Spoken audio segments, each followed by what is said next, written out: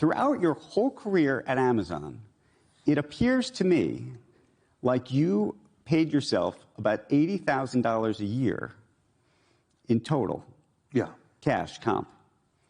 And never took additional equity in the company the entire time. No, I never did. And I asked the comp committee of the board not to give me any comp. And my view was, I was a founder. I already owned a significant amount of the company, and I just didn't feel good about taking more. I felt I had plenty of incentive.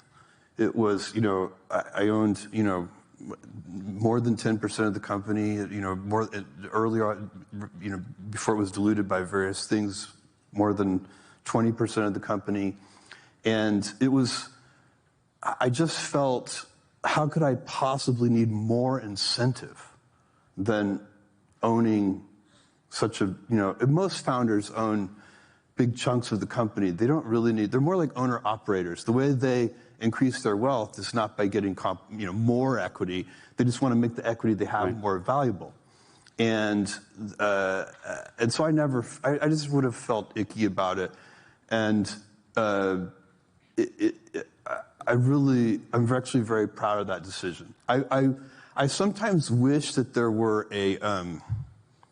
and maybe you can do this, Andrew, or maybe the Washington Post will do this, but somebody needs to make a list where they rank people by how much wealth they've created for other people.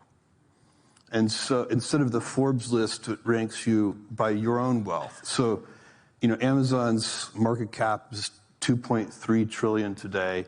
I own about, 200 billion-ish of it. So if you take 2.3 billion and subtract out the piece I kept for myself, then I've created something like 2.1 trillion of wealth for other people. That should put me pretty high on some kind of list. And that's a better list. How much wealth have you created for other people? Right.